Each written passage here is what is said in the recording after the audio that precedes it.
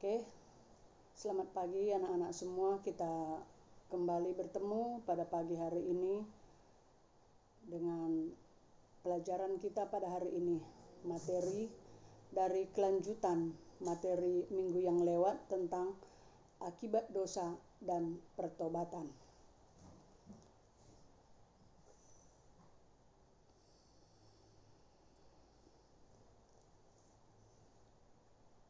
Dosa yang dilakukan pertama oleh Adam dan Hawa ini bukanlah satu peristiwa yang berdiri sendiri tanpa kaitan. Akibat-akibatnya pasti ada terhadap keturunan dan terhadap semua orang dan terhadap dunia ini. Mari kita lihat akibat-akibat dari dosa tersebut. Yang pertama yaitu perseteruan dengan Allah. Bisa kita baca dalam Roma 8 ayat 7. Artinya dosa mengakibatkan putusnya hubungan manusia dengan Allah. Sebab Allah itu bersifat kudus. Tapi manusia itu berdosa. Setelah Adam dan Hawa jatuh ke dalam kuasa dosa, mereka tidak bisa bertemu lagi dengan Allah. Pada waktu mereka mendengar suara Allah, mereka ketakutan, meninggalkan Allah, bersembunyi dari hadapan Allah. Itulah yang terjadi. Yang kedua, yaitu muncul pertentangan dalam diri manusia. Setelah manusia dikuasai oleh dosa, maka dosa mematikan seluruh aspek kehidupan manusia. Dosa menguasai seluruh sistem dalam tubuh manusia. Hati manusia menjadi ternoda oleh dosa. Sifat alami menjadi rusak. Manusia jadi tidak dapat melakukan sesuatu yang seharusnya dilakukan. Manusia terbeban dengan perasaan bersalah, kehilangan damai sejahtera. Kemudian wanita mengalami kesakitan dan kesulitan waktu melahirkan. Sedangkan laki-laki mengalami susah payah untuk mendapatkan makanan. Yang ketiga yaitu merusak hubungan manusia dengan sesama dan lingkungannya. Itu bisa kita baca dalam Kejadian 3-4. Dosa yang berkuasa dalam hidup manusia mengakibatkan hubungan manusia dengan sesama dan alam sekitarnya menjadi rusak. Orang lain dianggap saingan dan penghalang, sehingga muncul perasaan iri hati, dendam, dan saling membunuh. Konflik terjadi di rumah tangga, masyarakat, dan di antara bangsa-bangsa. Konflik antara manusia dengan alam terlihat dalam tindakan manusia mengeksploitasi alam dan merusaknya. Hal ini mengakibatkan hidup manusia menjadi terancam oleh alam yang telah rusak. Yang keempat, manusia kehilangan kemuliaan Allah menghadapi maut ataupun kebinasaan.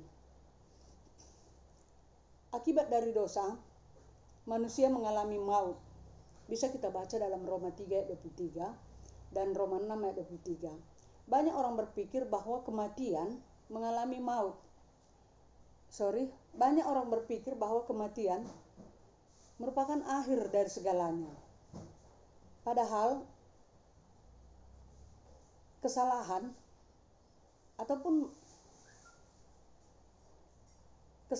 terlupakan. Namun firman Allah berkata, dan sama seperti manusia ditetapkan untuk mati hanya sekali saja, dan sesudah itu dihakimi. Itu bisa kita baca dalam Ibrani 9 ayat 27. Inilah akibat-akibat dari dosa. Selanjutnya,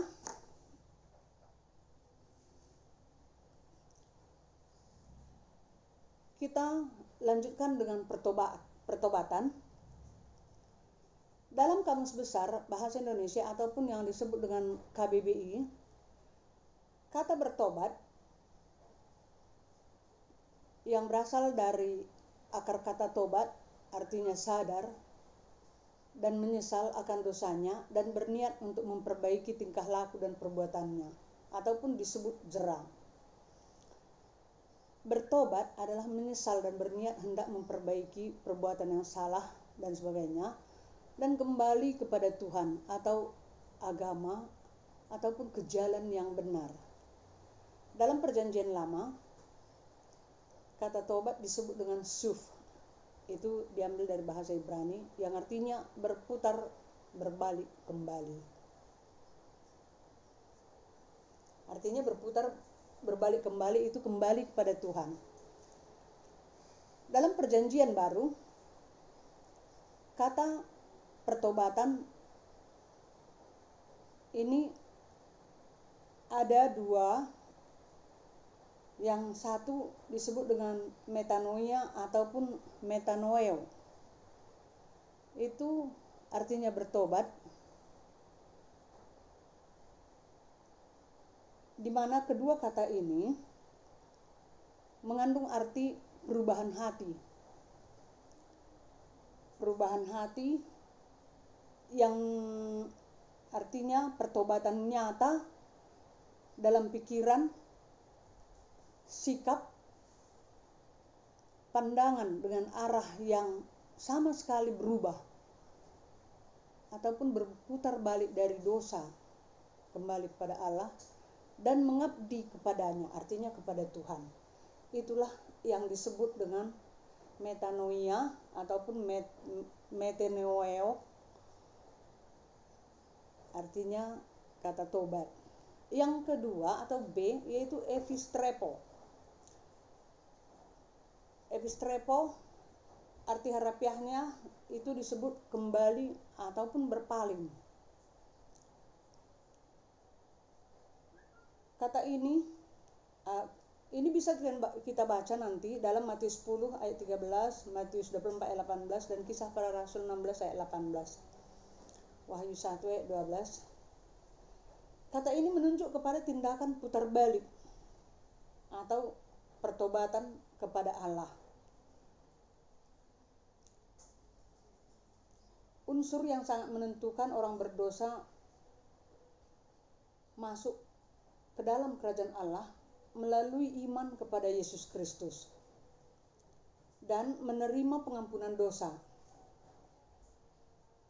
Menurut Alkitab, bertobat berarti berbalik secara total dari perbuatan lama yang melawan kehendak Allah menuju ke hidup yang baru, yaitu hidup menurut kehendak Allah. Kisah Para Rasul 26 ayat 20. Rasul Paulus menyatakan, tetapi mula-mula aku memberitakan bahwa mereka harus bertobat dan berbalik kepada Allah serta melakukan pekerjaan-pekerjaan yang sesuai dengan pertobatan itu. Inilah arti kata pertobatan menurut kitab Perjanjian Baru. Kemudian bagaimana yang dikatakan bertobat menurut Alkitab? Menurut Alkitab, bertobat berarti berbalik secara total dari perbuatan lama yang melawan kehendak Allah menuju ke hidup yang baru, yaitu hidup menurut kehendak Allah. Artinya, perbuatan lama kita sudah tahu itu adalah perbuatan dosa, perbuatan daging. Artinya meninggalkan semua perbuatan-perbuatan lama ini, perbuatan daging, perbuatan dosa, perbuatan jahat, dan kita mengikut jalan Tuhan, mengikut firman Tuhan, melakukan firman Tuhan. Itulah yang dikatakan dengan kata bertobat ataupun meninggalkan perbuatan lama. Dalam Kisah Para Rasul 26 ayat 20, Rasul Paulus berkata, tetapi mula-mula aku memberitakan bahwa mereka harus bertobat dan berbalik kepada Allah serta melakukan pekerjaan yang sesuai dengan pertobatan itu.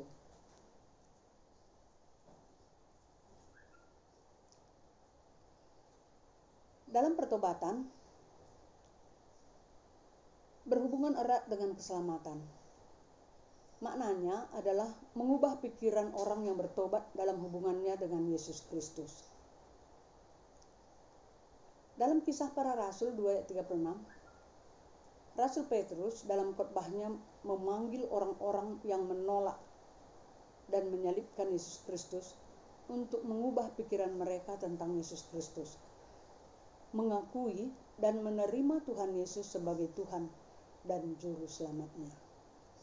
Itu yang dikhotbahkan Rasul Petrus yang ditulis dalam Kisah Para Rasul 2 ayat 36. Artinya di sini mengubah pikiran-pikiran yang jahat, artinya merangkul kembali orang-orang yang jahat itu. Ini dikhususkan tadi bagi orang yang menyalibkan Yesus. Petrus di sini memanggil kembali orang-orang tersebut agar mengubah pikiran mereka dan mengakui, artinya mengubah pikiran mereka untuk mengakui Yesus itu adalah Juru Selamat. Kalau kita lihat di sini, tujuan Petrus kita lihat di sini adalah dari menolak Kristus sebagai Mesias menjadi beriman kepadanya sebagai Mesias dan Juru Selamat. Inilah tujuan Petrus dalam khotbahnya berdasarkan Kisah Para Rasul 2:36 ini. Jadi sini dapat kita lihat pertobatan itu adalah mengubah sikap dan gaya hidup yang tadinya tidak hidup dalam iman kepada Yesus menjadi hidup beriman kepadanya. Banyak kita lihat sekarang ini orang yang anti dengan Yesus, tapi anti, benci, tapi di situ bisa diubahkan oleh Roh Kudus hatinya untuk percaya dan membuat Yesus sebagai Juru Selamatnya. Jadi di sini kita lihat tadi bahwa itulah tujuan Petrus dalam khotbahnya untuk mengubahkan pikiran, terutama di situ tadi yang menyalibkan Yesus, yang menolak Yesus sebagai Juru Selamat. Di situ diubahkan oleh Petrus agar mereka ini percaya dan mengakui Yesus sebagai Juru Selamat. Jadi inilah sekilas Ibu terangkan tentang pertobatan di sini, dan ataupun tadi kita mulai dari akibat dosa dan pertobatan. Bisa kamu tulis materi yang sudah Ibu